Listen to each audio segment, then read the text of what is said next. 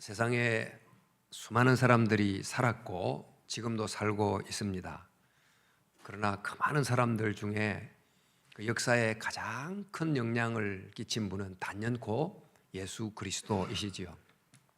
근데 그 예수님은 역사 가운데 큰 영향을 끼쳤을 뿐만 아니고 죄로 인해서 점점 타락의 내리막길을 걷고 있는 구원의 소망이 없는 인류의 역사에 구원을 향하여 역사가 흘러가도록 터닝 포인트를 만드신 그런 점에서 주전 주후를 통틀어서 가장 결정적인 영향을 미친 가장 중요한 분이십니다.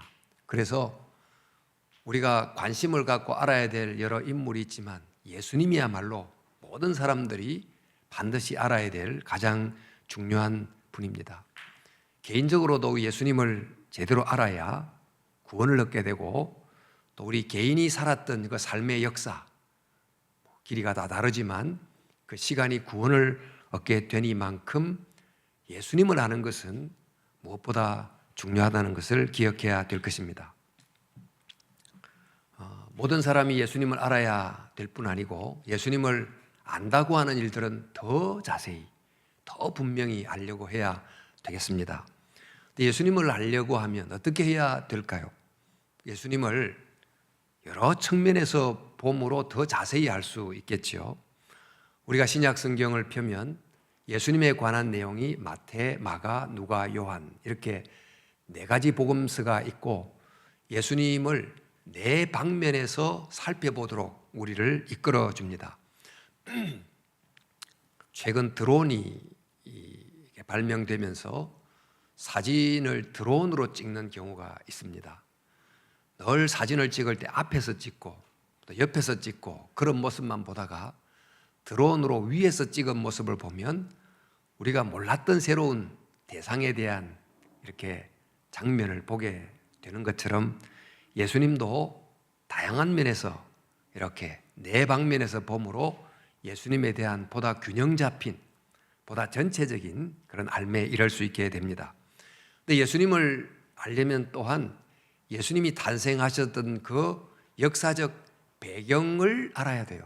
예수님이 어떤 역사적 상황 속에서 태어났는지를 알고 그 역사적 상황과 함께 예수님을 아는 것이 굉장히 중요합니다.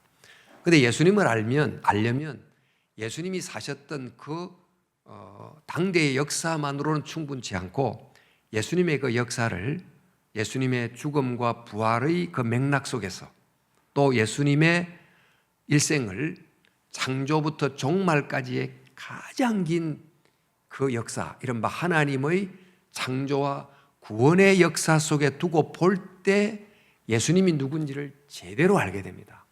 그럴 때 비로소 일반 역사 속에서 볼 수 없었던 이 구원의 역사 속에서만 드러나는 예수님의 진짜 모습을 발견하게 되는 거죠.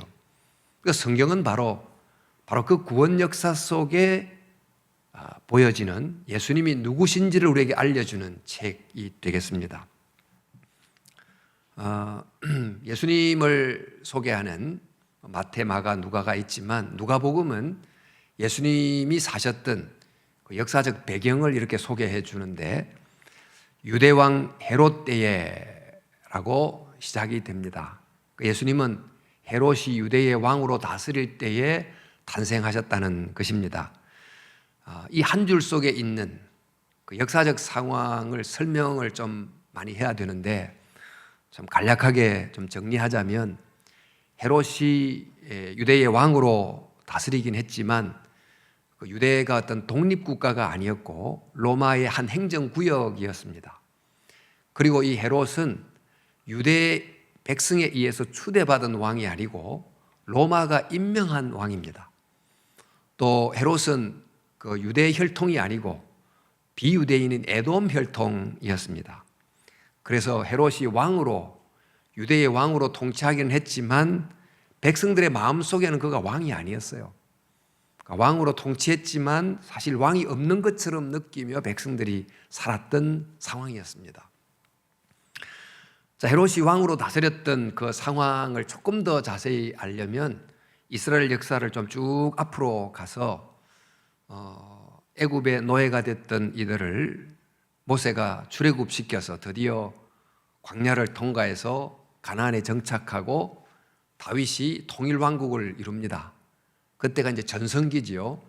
그 잠시의 전성기를 솔로몬이 이어받고는 그 이후부터 계속해서 하락세를 겪습니다. 결국 두 나라로 분열되고 북이스라엘 10지파가 소속된 북이스라엘이 먼저 망하고, 그다음에 유다 지파와 베냐민 지파만 속했던 남유다가 바벨론에서 망하게 됩니다. 그리고 70년 만에 바벨론에서 일부가 예루살렘으로 돌아와서 성전을 재건하긴 했지만 솔로몬 성전에 비하면 아주 초라한 모습으로 재건을 했습니다. 그러다가 시간이 지나고는 다시 헬라 제국이 등장하고, 또 헬라 제국 속에 일부 나누어진 시리아 왕이었던 안티오쿠스 에피파네스라는 사람이 성전을 무참하게 모욕하고 또 파괴를 하는 일이 일어나게 됐습니다. 바로 그때 유다 마카비라고 하는 가문의 형제 몇 사람이 3년간 게릴라전을 펼치다가 결국 성전을 수복하게 됩니다. 그것을 수전절, 하누카 이렇게 이제 부르는데, 그 사람들이 이런 전쟁의 승리 때문에 유다의 왕이 됩니다. 그리고 그 왕을 하스본 왕조라고 부르죠. 백성들이 처음 이 유대의 마지막 독립 왕조인 하스본 왕조에 대한 기대가 굉장히 많았는데, 금방 그 왕들의 그 부패와 타락을 보면서 엄청나게 실망을 해요. 그래서 그 왕조에 대한 일종의 정치적 압력단체, 종교적 압력단체가 생겼는데, 바로 그들이 우리가 성경에서 만나는 바리새파예요. 그런데 이 하스본 왕자가 로마에 의해서 얼마 있지 않아서 망하고, 그때 잠시의 권력의 공백이 있었을 때에 로마를 도운 에돔 사람 헤롯이 로마에 의해서 유대의 왕으로 지명이 됩니다. 그러다 보니까 이 헤롯은 사실상 로마의 꼭두각시였고, 또 정통성이 없는 자신의 왕위를 지키기 위해서 정치적 이유로 헤롯 성전을 건축하게 됐고, 또 왕위를 혹시 누군가가 위협한다 싶은 의심이 들면 아내도 죽이고 자식도 죽이고, 또 동방박사가 유대의 왕으로 오신 이가 누굽니까? 이 말을 듣고 예수님 연령과 비슷한 아이들도 죽이는 아주 잔혹한 왕이었어요. 그래서 그 당시에 유대인의 왕, 이런 호칭은 유대인의 왕도 왕이냐? 이런 냉소적 의미가 깊이 담겼던 그런 때였습니다. 바로 이런 왕들과 통치자에 대한 실망이 매우 컸던 이런 때에 예수님께서 탄생을 하셨는데, 이 당시 이제 백성들은 과거에 출애굽의 지도자였던 모세와 같은 지도자가 다시 나타나 주기를, 또 위대한 다윗 같은 그 왕이 다시 나타나 주기를 간절히 고대하고 있었던 상황이었습니다. 바로 이때 예수님께서 진정한 왕이 누구시냐를 이제 보여주시지 않습니까? 근데 헤롯이 유대의 왕으로 다스리고 있었을 바로 그때는 유대가 로마의 행정한 구역이었기 때문에 당연히 예수님의 탄생의 배경에는 로마의 제국을 이렇게 넘어갈 수가 없습니다. 로마 제국 아래에 있었지요. 근데 그 당시를 또 누가복음은 2장 1절에 이렇게 소개합니다. 그때에 가이사 아구스도가 영을 내려 천하로 다 호적하라 하였으니, 예수님이 탄생할 때를 이렇게 소개를 하는데 여기에 천하란 말이 나옵니다. 이 천하는 그 당시 지중해 전역을 뜻합니다만, 거의 최초로 그 갈등과 전쟁이 늘 거치지 않았던 천하를 평정을 하는 일이 일어나게 됐고, 그 천하를 다스렸던 사람이 가이사 아구스도였습니다. 근데 이 아구스도가 다스렸던 그 당시 상황을 조금 더 자세히 보자면, 그 지중해 전역이 계속되는 전쟁과 혼돈 속에 있을 때 그 전역을 평정했던 도시국가가 로마였습니다. 로마가 강력한 힘을 갖게 됐고, 그 당시 이제 로마는 공화정이었는데 공화정 체제 안에서 견제, 균형을 가지고 있었고, 또 누구도 절대 권력을 질 수 없도록 제도화해 놨습니다. 근데 이 율리우스 카이사르, 줄리어스 시즈라고 하는 사람이 등장하면서 그 룰이 깨집니다.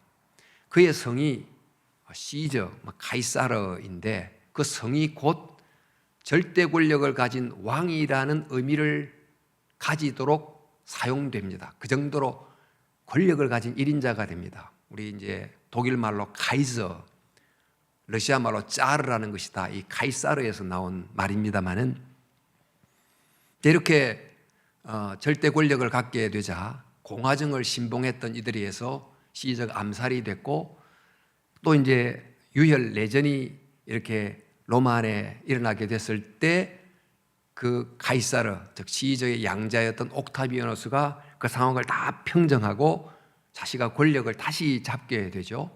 그리고는 이 카이사르를 신으로 추앙을 하고 또 자기는 아우구스투스란 이름으로 스스로를 부릅니다. 즉 숭배를 받아야 될 존엄한 자란 이름으로 자기를 부릅니다. 그래서 자기 이름이 아우구스투스 옥타비아누스 카이사르 이렇게 이제 부르죠. 게다가 이제 자신에게 폰티우스 막시무스라는 라틴 말로 대제사장이라는 호칭까지도 더함으로 자신을 정말 신의 자리에 갖다 올려 놓습니다. 그러면서 로마의 궁중 시인들 또 역사를 기록하는 그 사관들에게 이 아우구스투스라는 이 존재를 하나의 신화로 계속 만들어 가는데 이 천년간의 로마의 역사가 아우구스투스 때 절정에 이르렀다. 아니, 온 세계가 아우구스투스를 통해서 비로소 그렇게 그리던 평화의 때가 왔다. 이렇게 쓰면서 그의 이야기를 정말 하나의 영원한 신화처럼 만듭니다. 그래서 자신을 여러 왕들 중에 한 명이 아닌 자신의 그 존재와 자신의 탄생이 온 세상에 평화를 가져다 준 이른바 기쁜 소식, 복음이다. 이렇게 이제 말을 하게 됐습니다. 우리 성경에 말하는 이제 복음이란 말이 바로 여기서부터 유래가 됐습니다만은 이렇게 이제 스스로 신이 된 황제 아우구스도가 온 천하에 호정령을 내렸습니다. 이 호정령은 요즘 같은 단순한 인구조사 의미를 넘어서서 제국 내의 모든 인간은 나의 소유라 하는 의미로 카운트를 하는 그런 의미였습니다. 바로 이렇게 사람들을 다 자신의 소유로 카운트를 할 바로 그때 그 계수가 되는 그 중에 한 사람으로서 예수님께서 탄생하게 된 것입니다. 또 왕의 의미, 평화란 의미, 나라란 의미, 복음이란 의미가 이 아우구스란 한 사람에 의해서 오용되고 정치적으로 왜곡되고 있을 바로 그때 예수님께서 탄생을 하신 거지요. 그래서 예수님은 바로 그 참왕, 참평화, 참구원, 참복음의 의미가 뭔지를 계속해서 회복시키는 일을 하셨습니다만 이것이 바로 예수님이 탄생할 때의 역사적 상황입니다. 이런 역사적 상황 속에서 예수님을 볼 때 예수님은 누구십니까? 육신의 눈으로 볼 때 그 예수님은 아우구스투스가 호정령을 내렸을 때 어머니 뱃속에서 그 먼 거리를 이동해야 됐던 태중의 아기였어요. 또 예수님은 누구십니까? 로마 변방에서 비지배국 한 신민으로 살아갔던 평범한 사람이었어요.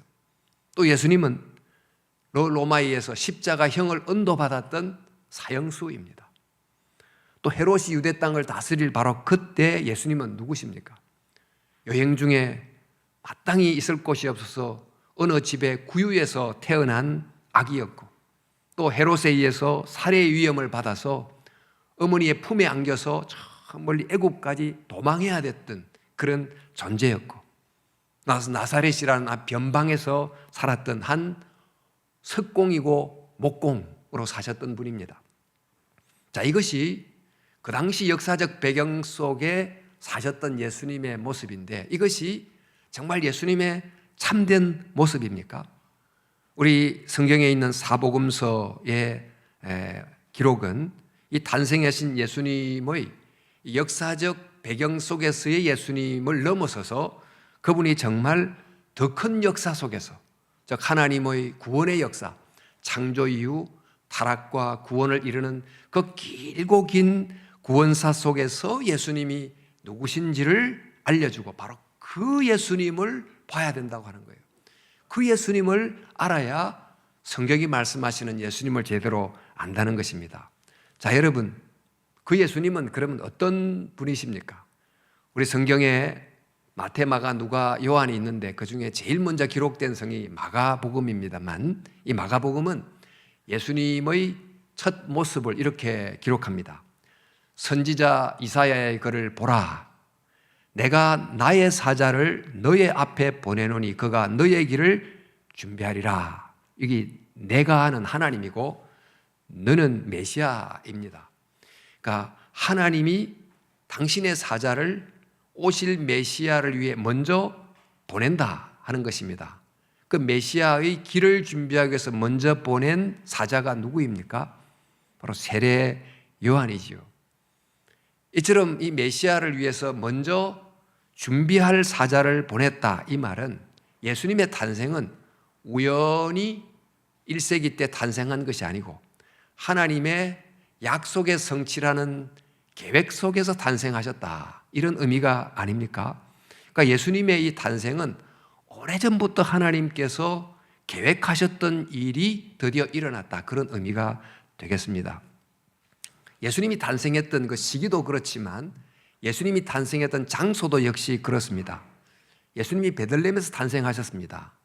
그런데 우리가 조금 전에도 봤지만 아구스도가 호정령을 내렸기 때문에 아기 예수를 잉태한 마리아가 베들레헴까지 내려가게 됐고 거기서 태어나게 되셨지요. 그러니까 우연히 베들레헴에서 태어나게 된 것 같은데 바로 그 탄생은 오래전에 베들레헴에서 구주가 난다고 하는 예언을 성취하게 된 거예요. 우리 미가서에 보면 이런 구절이 있습니다. 베들레헴 에브라다야, 너는 유다 족속 중에 작을지라도 이스라엘을 다스릴 자가 내게서 나올 것이라. 그의 근본은 태초에 영원에 있느니라. 이런 말씀을 하셨습니다. 그 아구스도가 호정령을 내린 것이 하나님의 메시아를 보낸다는 오래된 예언을 성취하는 계기가 될 줄은 자기는 몰랐죠. 그런데 이런 계획이 이루어지게 된 것입니다. 이처럼 예수님의 탄생은 이미 예언되었고 약속된 것이 성취된 것인데 그러면 그 예수님에 관한 그 예언과 약속은 구체적으로 어떤 것입니까? 그 내용을 좀 더 자세히 보여주는 내용이 바로 마태복음 기록입니다. 우리 신약 성경을 펴면 제일 먼저 나오는 것이 마태복음, 아브라함과 다윗의 자손 예수 그리스도의 계보라. 아브라함이 이삭을 낳고 이삭은 야곱을 낳고 야곱은 유다와 그 형제를 낳고 하는 기록을 제일 먼저 접하시지요. 그러니까 예수님은 아브라함의 후손으로 먼저 오셨어요. 그러니까 이스라엘 역사에서 구약 성경에서 제일 중요한 인물이 아브라함인데 하나님이 아브라함에게 약속을 주십니다. 어떤 약속입니까?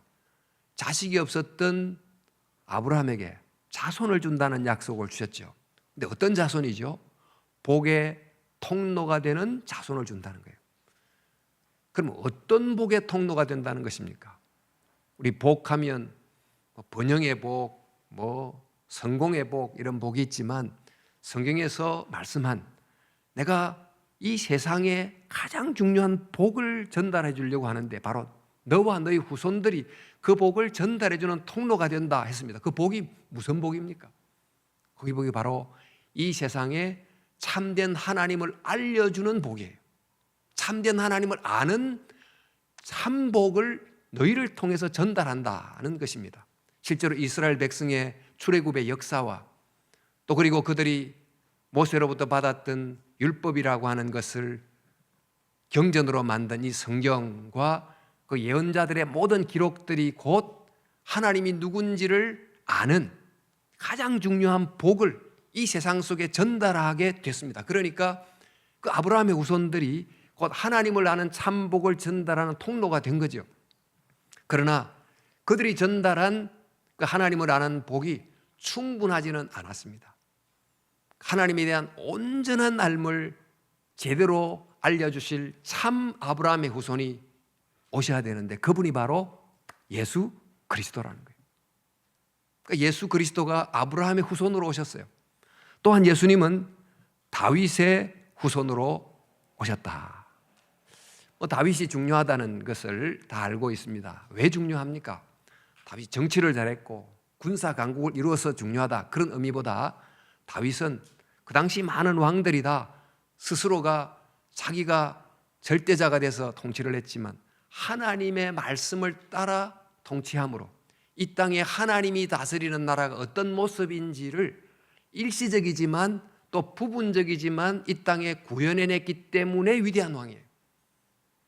다윗이 그런 모습을 보여줬는데, 그러나 다윗이 보여줬던 그 현실적인 왕국은 온전한 하나님의 나라의 모습이 아니었기 때문에 그 다윗의 후손을 통해서 진정한 하나님의 나라를 보여줄 것이다. 그분이 바로 예수 그리스도라는 것입니다.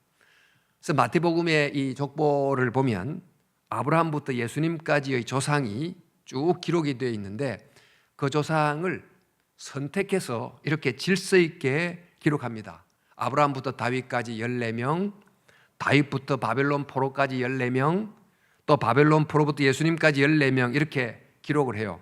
우리 17절 보니까 모든 대수가 아브라함부터 다윗까지 14대, 다윗부터 바벨론으로 잡혀갈 때까지 14대요, 바벨론으로 잡혀간 후로부터 그리스도까지 14대이더라. 이렇게 14명씩 기록했는데 그 이유가 뭡니까?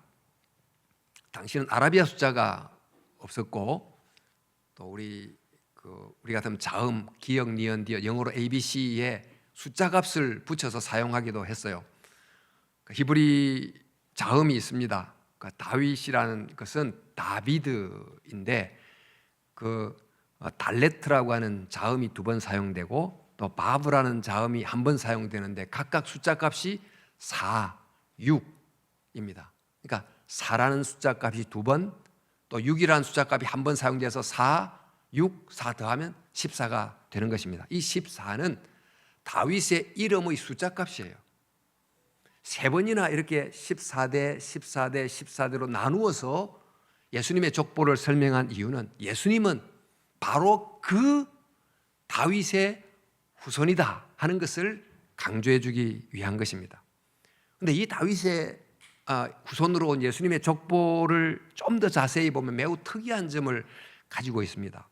예수님이 다윗의 후손으로 오셨다 그러면 이스라엘만을 위한 왕이다, 이런 느낌을 받을 수 있는데 이 족보를 보면 그 당시 족보는 남자의 이름만 기록하는 것이 관례였지만 이 족보를 보면 여자의 이름이 들어 있습니다.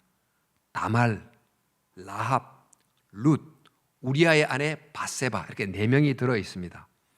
그 당시로서는 여자의 이름이 족보에 들어 있다는 것도 놀랍지만 더 놀라운 것은 그 여자 중에 2명이 이방 여자예요. 누굽니까? 라합과 룻, 2사람이 이방 여인이죠. 그런데 이제 밧세바란 여인을 쓸 때는 밧세바라고 쓰지 않고 우리아의 아내 이렇게 썼어요. 우리아가 밧세바의 남편인데 이 우리아는 유대 혈통이 아니고 헷 족속, 그럼 히타이트 족속입니다. 이렇게 쓰므로 이 족보 속에는 이방 여인의 이름도 들어가고 이방 남자의 이름도 들어가는 매우 독특한 히브리 족보입니다. 이런 족보를 통해서 이 다윗의 왕으로 오실 그 예수님은 단순한 한 민족의 왕이 아닌 남자와 여자, 유대인과 이방인을 다 포함한 온 세상의 왕이시다 하는 것을 알려주는 것입니다. 근데 더 중요한 내용이 이 족보의 마지막 부분에 있어요. 이 마지막 부분이 이렇게 되어 있습니다. 야곱은 마리아의 남편 요셉을 낳았으니 마리아에게서 그리스도라 칭하는 예수가 나시니라. 이 부분은 일반적으로 쓰면 이렇습니다. 야곱은 요셉을 낳았으니 요셉에게서 예수가 나시니라. 이것이 남성 중심의 일반적인 족보 기술인데 여기는 보니까 야곱은 마리아의 남편 요셉을 낳았고 마리아에게서 그리스도라 칭하는 예수가 탄생했다, 이렇게 되어 있습니다. 자, 보십시오. 먼저 이 족보는 이 요셉이 아닌 마리아의 남편 요셉을 낳았다 이렇게 되어 있고 또 요셉에게서 예수님이 나지 않고 마리아에게서 나셨다 되어 있는데 이 점을 한번 보십시오. 예수님은 먼저 아버지인 요셉의 아들로 탄생했습니다. 그러니까 다윗의 혈통이지요. 근데 예수님은 또한 마리아의 아들로 탄생했다고 되어 있어요. 그러면 이 예수님은 지금 아브라함과 다윗의 후손으로 오신 분이지만 사실 이 마리아의 아들로 오셨다 이 말은 아브라함과 다윗의 후손으로 온다는 약속보다 훨씬 더 오래된 약속이었어요. 창세기에 여자의 후손으로 온다는 그 약속을 따라 나신 분이 우리에게 알려주고 있는 것입니다. 자, 예수님은 요셉의 아들로서 아브라함과 다윗의 후손이면서 동시에 마리아의 아들, 여자의 후손으로서 요셉과 무관하게 태어난 존재예요. 자, 그러다 보니까 예수님은 이중적 근원을 가진 매우 유일한, 매우 특별한 분이라는 것을 알려주는 것입니다. 자, 그런데 이 예수님의 탄생에 대해서 누가가 이제 또 소개를 합니다. 우리 마가복음, 마태복음, 누가복음 이렇게 자꾸 이렇게 여러 각도에서 보면서 예수님의 출생의 의미를 더 이렇게 밝혀가게 되는데, 우리 누가복음에 보면 예수님의 탄생 기록에서 세례 요한의 기적적 탄생 이야기가 먼저 나오고 이어서 마리아가 성령으로 예수님을 잉태했다 하는 내용이 나옵니다. 그리고는 누가복음 3장에 가면 예수님의 족보가 나오는데 이 족보는 마태복음에서는 아브라함에서부터 예수님까지 이렇게 내려오는 족보인데 누가복음에는 예수님에서부터 아담까지 올라가는 이런 족보를 기술하고 있습니다. 이 의미가 뭘까요? 예수님은 아브라함의 후손으로서 오신 것만이 아닌, 예수님의 탄생은 아브라함의 후손들과의 관계만 있는 게 아닌 아담의 모든 후손들과도 관계를 맺는 중요한 분이라는 것을 알려주는 것입니다. 예수님은 즉 다윗 왕의 후손으로 오신 참 왕이시지만 그보다도 더 멀리 예수님은 아담의 후손으로 오신 참 아담이다 하는 것을 알려주는 것입니다. 모든 아담의 후손들이 죄의 종이 됐습니다. 바로 그 죄의 종이 된 아담의 후손을 회복하는 두 번째 참 아담으로 오신 분이시다. 그래서 예수님은 이런 모든 아담의 후손을 회복시키는 새로운 아담의 시작으로 오셨다. 이것이 바로 누가복음이 보여주는 예수님의 탄생의 또 다른 모습입니다. 자, 여러분, 마가복음은 예수님의 예언의 성취로 오셨다. 또 마태복음은 아브라함과 다윗의 후손으로 오셨다. 또 그리고 누가복음은 죄에 빠진 인간 아담의 후손들을 회복시키는 둘째 아담으로 오셨다는 것을 보여주는데, 이 요한복음은 바로 이 예수님을 훨씬 더 깊은 차원에서 보여줘요. 우리 요한복음 보면 이렇게 되어 있죠. 태초에 말씀이 계시니라. 이 말씀이 하나님과 함께 계셨으니 이 말씀은 곧 하나님이시니라. 그 다음에 14절 말씀에 말씀이 육신이 되어 우리 가운데 거하심에 우리가 그의 영광을 보니 아버지의 독생자의 영광이요 은혜와 진리가 충만하더라. 예수님은 인간으로 오셨는데 가만히 보니까 그분은 말씀이 육신이 되신 분이라는 거예요. 말씀, 태초에 빛이 있으라 하셨던 바로 그 말씀, 혼돈을 생명의 질서로 만드신 그 말씀, 그 말씀이 피조물의 모습으로, 인간의 모습으로 오셨다는 거예요. 인간이 하나님의 자리로 스스로 올랐으므로 이 창조의 질서가 다 깨어져 버린 이 타락된 세상 속으로 하나님이 인간으로 내려오심으로 다시 창조의 질서를 회복하기 위해서 말씀이 육신이 돼서 오셨다는 것입니다. 예수님은 이 요한복음 말씀처럼 말씀이 육신이 되신 분, 그런 데서 엄밀한 의미에서 예수님은 족보를 기록할 수 없는 분이죠. 족보가 없는, 육신적, 인간적 족보가 기록될 수 없는 분입니다. 그래서 요한복음에는 족보가 없습니다. 자, 여러분, 사람들은 이 예수님을 육체로만 압니다. 그저 나사렛 사람으로만 압니다. 한 인간으로만 압니다. 그러나 예수님이 누군지를 제대로 알았던 하늘의 천군 천사는 예수님이 베들레헴 구에서 탄생할 때 하늘에서 천군 천사가 하나님께는 영광이요 땅에는 평화로다 하고 찬송을 불렀어요. 또 예수님이 누군지를 제대로 알았던 이 사탄 마귀는 예수님의 탄생을 저지하려고 하늘의 천사와 하늘 전쟁을 벌이기도 했다고 요한계시록에 기록되어 있습니다. 저와 여러분들은 예수님을 알아야 됩니다. 예수님을 아는데 그저 예수님의 탄생을 그 당시의 역사적 배경을 통해서만 알고 베들레헴에서 나신 어떤 분, 구유에서 탄생하신 아주 가난한 어떤 서민, 그리고 헤롯과 아구스의 통치 아래 때 살았던 한 백성 중에 한 사람, 이렇게로 안다는 것은 예수님을 알지 못하는 거죠. 예수님을 정말 하나님의 그 큰 구원의 역사 속에서 창조된 세계가 타락하고 인간이 멸망을 향해 갖고 있는 이 세계 속에 오셔서 구원을 베풀어 주시는 하나님의 그 큰 역사 속에서의 예수님이 누구신지를 제대로 알아야 우리는 예수님을 바르게 알 수 있는 것입니다. 예수님은 약속의 후손으로, 아브라함과 다윗의 후손으로, 인간 아담을 회복시키는 둘째 아담으로, 또 성육신하신 분으로 오셨습니다. 그래서 이런 예수님의 탄생의 모습을 사도 바울은 이렇게 또 정리해 줍니다.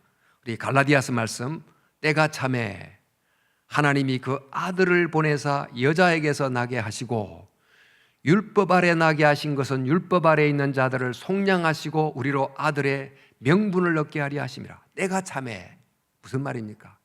예수님이 우연히 온 게 아니고 예수님은 하나님의 때에, 저 구원의 완성을 이루어 가시는 하나님의 긴 경륜 속에서 하나님의 때에 하나님이 보내셨다는 거예요.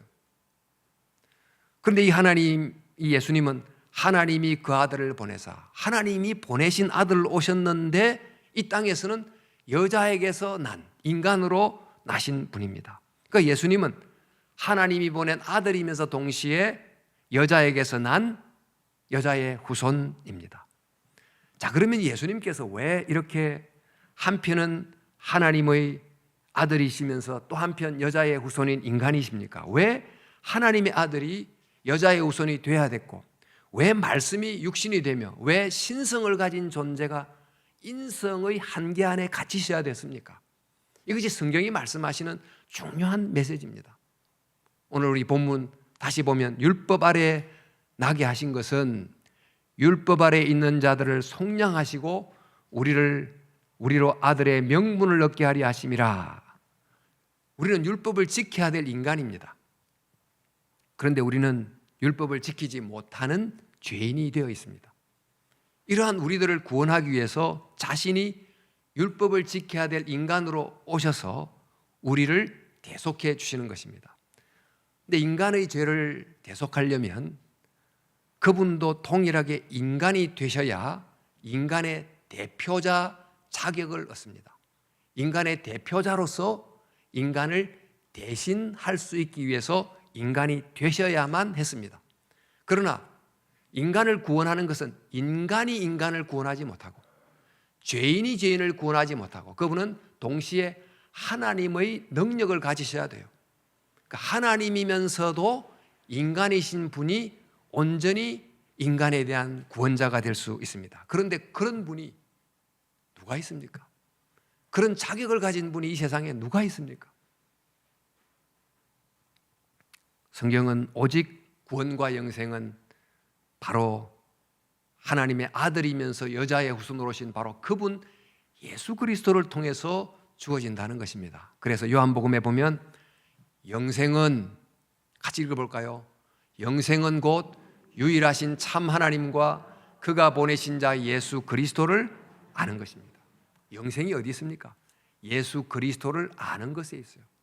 예수 그리스도가 누군지를 머리로 아는 게 아니고 그분과의 인격적 관계를 맺을 때, 우리가 그분 안에 들어갈 때, 그분이 주시는 구원을 선물로 받을 때 영생이 주어지는 것입니다. 이제 앞으로 계속 예수님에 관해서 살펴보겠습니다만, 이 세상에 정말 많은 사람들이 있습니다. 어떤 사람은 알아가면 갈수록 참 좋은 사람이다, 이런 사람도 있고, 어떤 사람은 알아가면 갈수록 실망스러운 그런 사람도 있습니다. 요즘 대선 상황을 보면서 알아가면 갈수록 더 놀라는지 실망하는지 뭐 둘 중에 하나, 자기 자신에 대해서도 알아가면서 실망하기도 하겠죠. 근데 예수님은 알아가면 갈수록 놀라고 알아가면 갈수록 경탄하고. 왜 그렇습니까? 예수님 안에서 우리는 하나님이 누군지를 비로소 알게 되고, 예수님 안에서 비로소 내가 누군지를 알게 되고, 예수님 안에서 비로소 세상이 뭔지를 알게 되고, 예수님 안에서 하나님의 나라가 보이기 때문에 예수님을 알아갈수록 경탄하고 놀라게 되는 것입니다. 따라서 우리는 좀 많은 사람들을 알려고도 하고 네트워크를 넓히려고도 하고 좀 영향력 있는 사람을 개인적으로 알고 싶어 하는데, 정말 누구를 깊이 제대로 알려고 해야 될까요? 우리 한창 해리포터가 막 대단했을 때 우리 청소년들 중에는 해리포터 가상의 인물을 만들어낸 영국으로 가서 그 조앤 롤링 뭐 생가도 가보고 이런 열정을 가진 아이들이 있었어요. 요즘은 BTS 뭐 열풍이니까 BTS를 만난다고 하면 모든 걸 제껴놓고 이제 갈 아이들이 얼마나 많겠습니까? 근데 만약 우리 속에 예수님을 알려는 그런 열망이 있다면 우리에게 어떤 일이 과연 일어날까요? 우리는 주일날 잠시 와서 예배를 드릴 때만 예수님 생각하는 정도로 혹은 그치는 게 아닙니까? 요즘 스마트폰 시대가 되면서 우리의 관심이 굉장히 넓어집니다. 넓어지는 건지 분산되는 건지 꼭 알 필요가 없는 것까지도 자꾸 알려고 하는데, 정말 알아야 될 것은 놓쳐버리고 집중하지 못하고, 어쩌면 이것이 사단이 우리의 믿음을 자꾸 허물어뜨리는 이 시대의 가장 위험한 요인이 아닌지도 모르겠습니다. 꼭 필요하지 않은 관심을 좀 가지를 치고 단순화시키고 오히려 예수님을 아는 것에 집중해야 될 때라고 믿습니다. 여러분, 예수님을 더 알고 더 사랑하고 더 동행하게 되면 예수님은 절대 우리를 실망시키지 않습니다. 우리는 이 현실 세계, 물질 세계를 더 알고 싶어하고 어디로 가보고 싶어하고 요즘은 가상 세계를 막 탐험해보고 싶기도 하지만, 그러나 여러분, 예수님을 통해서만 열리는 진정한 영적 세계에 대한 갈증을, 갈망을 가지고 있습니까? 예수님을 통해서만 열리는 그 은혜의 세계, 예수님을 통해서만 열리는 그 영적인 세계, 예수님을 통해서만 열리는 진짜 영원한 하나님의 나라를 보려는 마음이 있어야 되지 않을까요? 이런 주님을 알려는 마음을 가지고 정말 성경을 읽고 기도함으로 나아가면 주님께서 우리의 눈을 열어주시고 또 정말 은혜를 깨닫게 해주시고 체험하게 해주실 줄로 믿습니다. 앞으로 계속 예수님을 좀 우리가 보겠습니다마는 예수님을 알려고 하는, 체험하려고 하는, 만나려고 하는 간절한 마음을 가지고 정말 이 주님과 동행하는 축복과 은혜가 넘치는 성도 여러분 다 될 수 있기를 주님의 이름으로 축원합니다. 기도하겠습니다.